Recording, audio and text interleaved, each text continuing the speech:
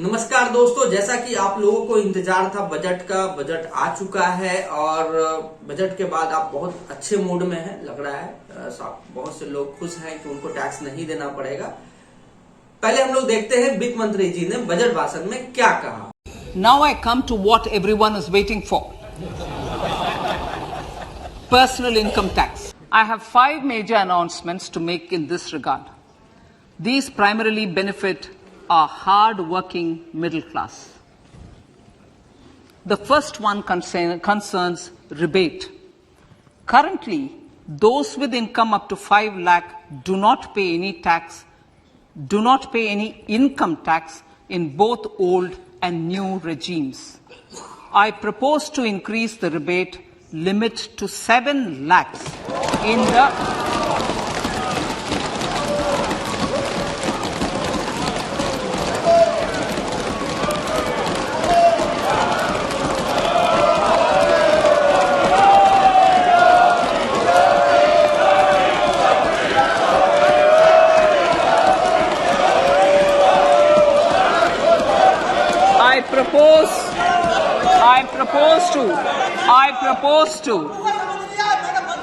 I propose to increase the rebate limit to 7 lakh in the new tax regime.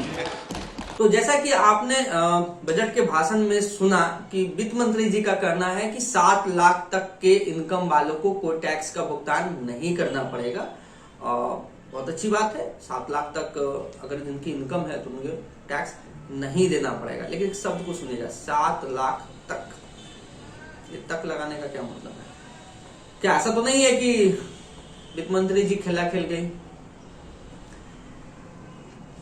खेला खूब हो रहा है ना। जब से बंगाल इलेक्शन हुए ना तो खेला होवे खूब हो रहा है ना। इस बार हमारे प्रधानमंत्री जी कहें या वित्त मंत्री जी ने हमारे भारतीय जनता के इमोशंस के साथ ना बहुत बड़ा खेला खेला है। इसको इस वीडियो में हम पूरी आपको बताएंगे कि कैसे मेजोरिटी और टैक्स पेयर के साथ खेला हो गया है। जो टैक्स पेयर पे कर रहे थे उन्हें कोई बड़ा बेनिफिट नहीं मिला है। मतलब सीधी बात मैं ये कहूं कि जो मेजोरिटी ऑफ टैक्स पेयर जो टैक्स पे करते थे उन्हें कोई भी टैक्स बेनिफिट का लाभ नहीं मिला है, या यूं कहें कि फिर से उन्हें उलझा दिया गया है। ये लॉलीपॉप देके कि कहा गया ये कि उन्हें कम टैक्स लगेगा। मैं आपको अलग अलग सिनारियो दिखा के भी बताऊंगा कि कैसे अभी भी टैक्स जो है उतना सिंप्लीफाई नहीं हुआ जितना कि हमारी सरकार अपने आप को प्रपोज कर रही है।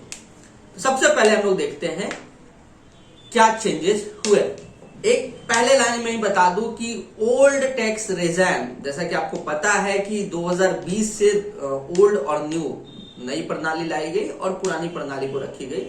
तो ओल्ड टैक्स रेजाइम में कोई चेंजेस नहीं हुए हैं। तो अगर आप ओल्ड में है, कैसे ओल्ड में है, न्यू में, उसको मैं अलग से बताऊंगा।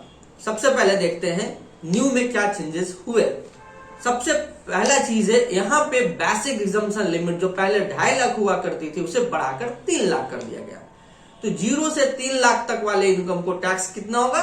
0 होगा। पहले टैक्स स्ट्रक्चर को समझते हैं। टोटल 5 हो गए, पहले ये 7 हुआ करते थे। कैसे चेंज हुए अब उसको देखते हैं। 0 to 3 0% tax, 3 to 6 lakh 5%, 6 lakh 1 to 9 lakh कितना 10% हो गया, और 9 लाख से 12 लाख 15% हो गया, 12 लाख 1 रुपया से 15 लाख तक हो गए 20, और 15 लाख से ऊपर कोई भी इनकम होगा तो कितना हो गया टैक्स? 30%। सीधा सीधी 5 हो गए, 10 हो गए, 15 हो गए, 20 हो गए और 30 हो गए। पहले 25% का भी एक स्लैब हुआ करता था। ये पूरे चीजों को बाद देखिए बहुत कोई फर्क नहीं पड़ने वाला इस स्ट्रक्चर से। At the end of the day आप ये पूछिएगा कि टैक्स कितना बच रहा है, ये बताइए ना। इसके मकर जाल में फंसने से हमको मतलब क्या है? हमको ये बताइए कि मेरी सैलरी अगर 7 लाख 8 लाख 9 लाख है तो मुझे कितना टैक्स देना होगा, ठीक है? और मैं न्यू में जाऊं या ओल्ड में जाऊं, सवाल ये दोनों है। अब इस दोनों सवाल के जवाब हम आपको इस वीडियो में देंगे। बस आप अंत तक इस वीडियो को जरूर देखें। अंत में आपको पता चलेगा कि कहीं ऐसा तो नहीं है कि जो पुराना स्ट्रक्चर ही था वो ठीक था, बस ये लोगों की इमोशंस के साथ खेल गई है, कह गया कि मैंने टैक्स कम कर दिए हैं। अब हम लोग देखते हैं सिनारियो वाइज देखेंगे। जैसा कि मैंने आपको पहले ही बताया कि ओल्ड टैक्स स्ट्रक्चर में कोई चेंजेस नहीं हुआ, वहां पे एग्जाम्पशन लिमिट बेसिक एग्जाम्पशन कितना था, 2.5 लाख, वो अभी भी 2.5 लाख है। और आप न्यू में जाए या ओल्ड में जाए, क्या अंतर आता है दोनों में, पहले इसको समझते हैं। ओल्ड में क्या है कि आपको बहुत सारे एग्जाम्पशंस मिलते हैं। कौन कौन से एग्जाम्पशंस मिलते हैं? सबसे पहले आपको मिलता है 1.5 लाख का एटीसी। आदत सी पड़ गई है लोगों को इंश्योरेंस के, बच्चों की फीस पे लेने की, आप म्यूचुअल फंड के एलएसएस स्कीम पे लेने की आदत सा पड़ गया। उसके बाद 50,000 उन्हें एनपीएस पे मिलता था, 80D का सेक्शन था, हाउस रेंट एग्जाम्पशन था, होम लोन पे मिलता था, एजुकेशन लोन के इंटरेस्ट पे मिलता था। ऐसी बहुत सारी एग्जाम्पशंस है जो हम इनकम टैक्स में क्लेम कर सकते थे और मुझे टैक्स का छूट मिलता था। अब इसको हम लोग एक उदाहरण से समझते हैं कि कैसे मिलता था। मान लो कि आपने, आप ऐसा कर लो ना, 9 लाख मान लो कि आपकी इनकम है, छोटा मोटा नहीं, 9 लाख, 2.5 लाख से तक तो कोई ठीक है, 2.5 लाख तो 50,000 आपका स्टैंडर्ड डिडक्शन हो गया, और 2.5 से 5 लाख आपका कितने 12,500 है, ये सेक्शन 87 के तहत ऑलरेडी छूट है। तो 5 लाख तक आपको कोई टैक्स नहीं लगा, 50,000 स्टैंडर्ड डिडक्शन, तो 5,50,000 हो गया। 1.5 लाख का आपको एटीसी कितना हो गया, 5,50,000 प्लस 1,50,000 कितना हो गया, 7 लाख। अब आपने 2 लाख का मान लो कि होम लोन का इंटरेस्ट लिया, क्योंकि जैसा कि आपको पता है कि मेजोरिटी ऑफ जो हमारे लोग हैं वो होम लोन के थ्रू ही घर बनाते हैं। इतनी सामर्थ्य नहीं है कि अपने पैसे से घर बनाए, तो वो क्या करते हैं कि लोन लेके ही घर बनाते हैं। और उसमें एक बहुत बड़ा मोटिवेशन ये रहता है कि होम लोन लेने से एक टैक्स का भी बेनिफिट मिलता है, तो ज्यादा से ज्यादा लोग घर खरीदते हैं या घर होम लोन के थ्रू घर ले लेते हैं। तो 7.5 लाख आपको यहां से हो गए, 7 लाख हो गए, 2 लाख रुपया का आपका हो गया कौन सा, होम लोन का इंटरेस्ट। 7 और 2 9 लाख। अब आते हैं 50,000 आप लोग मान लो 80D में, कितना हो गया, 9.5 लाख। आप अगर बहुत ज्यादा भी दिमाग नहीं लगाते हैं तो 9.5 लाख तक भी अगर आपका इनकम है तो कोई टैक्स नहीं लग रहा है। किसमें, ओल्ड टैक्स रिजाइम में, है ना। Old is gold, old is still gold, आप कह सकते हैं। पुराना है पर आज भी बढ़िया है। तो जैसा कि वित्त मंत्री जी ने अपने भाषण में कहा कि पहले 9 लाख में जो टैक्स लगता था वो 60,000 लगते थे और अब देना होगा 45,000। ये किसमें, न्यू टैक्स रिजाइम में। जो खेला गया वो न्यू टैक्स रिजाइम में खेला गया, और कोशिश सरकार की है कि न्यू टैक्स रिजाइम को अट्रैक्टिव बनाया जाए। मैं एक चीज क्लियर कर दूं, फ्यूचर में ये क्लियर डायरेक्शन है सरकार का कि ओल्ड टैक्स रिजाइम को खत्म करने का। सरकार चाहती है प्रोसेस को सिंप्लीफाई करना, और दूसरा तरफ से ये भी चाहता है कि रेवेन्यू लॉस भी नहीं हो। मतलब, है ना, सरकार चाहती है कि टैक्स भी आ जाए और दूसरा चाहती है प्रोसेस सिंप्लीफाई हो जाए। देखते हैं कितना दिन ये चलता है, लेकिन मैं जरूर चाहूंगा कि वित्त मंत्री जी अपने बजट स्पीच में एक टाइमलाइन देती कि हम कब ओल्ड टैक्स ये जो रिजाइम है उसे खत्म करने वाले हैं। बजट एक विजन स्टेटमेंट होता है, आपको 5 साल 10 साल आगे का एक विजन आप शेयर करते हैं लोगों के साथ। तो अगर अच्छा रहता सर, वित्त मंत्री जी बताती कि 2025 या 2030 में हम ओल्ड टैक्स रिजाइम को खत्म कर रहे हैं, क्योंकि जितने लोग इंश्योरेंस या म्यूचुअल फंड या कहीं भी इन्वेस्ट करते हैं या होम लोन लेते हैं तो एक दिन के लिए नहीं लेते। आपको समझना चाहिए कि आप लोगों की पेन नहीं समझ रहे हैं। आप जब इंश्योरेंस पॉलिसी खरीदते हो तो 20 ईयर से 25 ईयर 30 ईयर, और tax saving one of the important parameter है हमारा। जब भी कोई फाइनेंशियल प्रोडक्ट हम ऑप्ट करते हैं तो अब एक बहुत बड़ा फैक्टर है टैक्स सेविंग प्रोस्पेक्ट को देखना। आप ऐसे बोल देते हैं तो बेहतर रहता है कि अगर आप 5 साल 10 साल आगे पहले ही बता दिए होते कि 2030 के बाद ओल्ड टैक्स रिजाइम को हम खत्म करने वाले हैं, लेकिन ऐसा कोई भी स्टेटमेंट वित्त मंत्री जी ने नहीं दिया। हम उम्मीद करते थे कि ऐसा आएगा। चलिए कोई बात नहीं, 24 का आप तैयारी कर रहे हैं तो ये बात बोल के आप लोगों को नाखुश नहीं कर सकते। हम लोग समझते हैं कि जैसा कि मैं पहले बता रहा था कि 9 लाख में आपको टैक्स पहले 60,000 लगता था, अब लगेंगे न्यू टैक्स रिजाइम में 45,000। तो मैथमेटिक्स के मुताबिक आपको 15,000 का बचत हो गया, 25% टैक्स बच गया। चलिए दूसरा आते हैं, 15 लाख का सिनारियो लेते हैं। 15 लाख का सिनारियो में भी पहले टैक्स लगता था हमारा 1,87,500, अब टैक्स देना होगा 1,50,000। टोटल राहत हो गए हमें 37,500।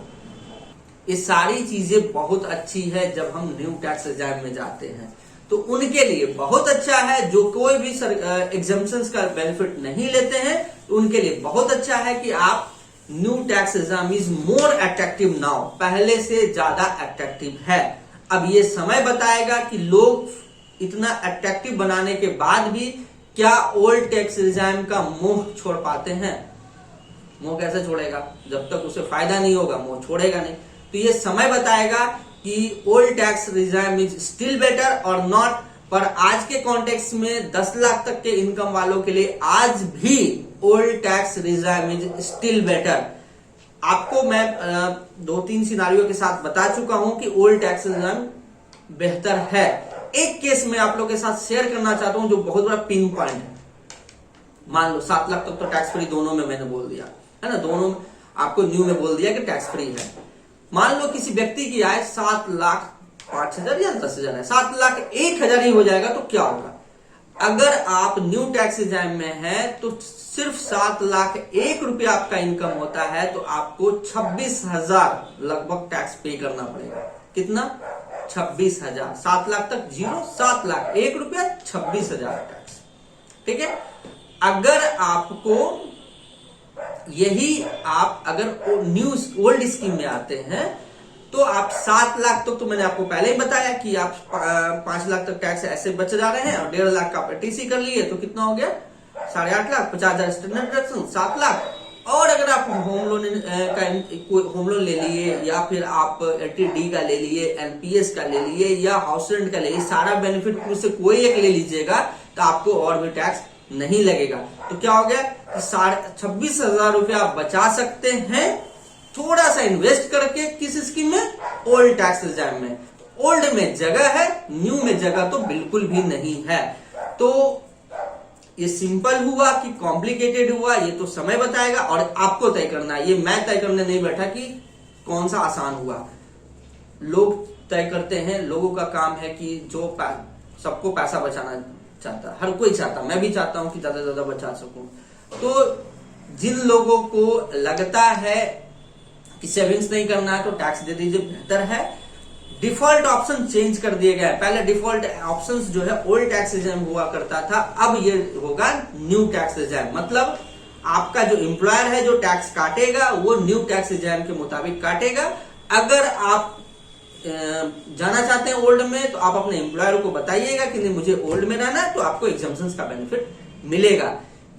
ये सारी बातें हुई पर्सनल टैक्स के बारे में। और इतना समझ लीजिए ये पूरा खेला खेलने में कितनी सरकार को गया है ना, सिर्फ 38,000 करोड़, सिर्फ मैं बोल रहा हूं 38,000 करोड़ सरकार ने सिर्फ 38,000 करोड़ का परित्याग किया है और 24 का गेम बना लिया है ना। बहुत अच्छा, मास्टर स्ट्रोक कहिएगा। क्रिकेट, गुजराती लोग ऐसे भी बहुत अच्छा क्रिकेट क्रिकेट के हर चीज खेलते हैं, खेलना उन्हें बहुत अच्छे ढंग से आता है। दौड़ छूट गया। एक बहुत बड़ा चेंजेस हुआ सुपर ईच के लिए चेंजेस हुए। पहले सुपर ईच पे क्या था कि 37.5% सरचार्ज लिया, एक्स्ट्रा टैक्स लिया जाता था सरचार्ज के तौर पे, उसे घटाकर अब 25% कर गए हैं। तो पहले जो टैक्स हुआ करता था वो 41-42% को क्रॉस कर जाता था। That is one of the highest in the world. Bharat में मोर देन 40% इनकम टैक्स हुआ करता था पिछले साल, उसको घटाकर इस साल 37.5% पे लाया गया है। 30% हो गया प्लस 25% सरचार्ज हो गया। कितना हो गया? 37.5%। लेकिन फिर एक खेला हो गया, 4% सेस जो पहले से था वो सेस ऑलरेडी एग्जिस्ट कर रहा है, तो कितना हो गए? 39%। तो टोटल मिलाकर अभी जो टैक्स अगर सुपर रिच है तो आपको 39% लगेगा, पहले वो 42% हुआ करता था। तो आशा है दोस्तों कि पर्सनल टैक्स के रिगार्डिंग जो जहां तक मुझे समझ में आया मैं आपको समझाने की कोशिश किया। हो सकता है कोई चीजें और क्लैरिफाई आए, क्योंकि बजट जो है वो जब फाइनेंस बिल आता है तब सारी चीजें क्लियर होती हैं। और एक चीज और मैं बता दूं, budget is a political speech. वो 1 घंटा में, क्योंकि लोग 5 करोड़ 10 करोड़ लोग टीवी पे देख रहे होते हैं, तो वहां पे सरकार को सीधा प्रहार करना होता है कि कैसे लोगों के दिमाग में बैठा देना है ना। जब आप रिटर्न फाइल करने जाते हो तब पता चलता है कितना खेला खेल दिया सरकार ने। तो मैं ऑलवेज पॉजिटिव एक्सपेक्ट करता हूं, तो अगर आपका कोई भी पॉजिटिव फीडबैक आता है तो I really appreciate. Thanks once again for watching this video. मैं चाहूंगा इस वीडियो को आप ज्यादा से ज्यादा शेयर करें, और अगर आपको लगता है कि कुछ और वैल्यू एडिशन किया जा सकता है तो बेफिक्र होके आप कमेंट बॉक्स में डालिए। For more such content, like, share, subscribe and don't forget to press the bell icon.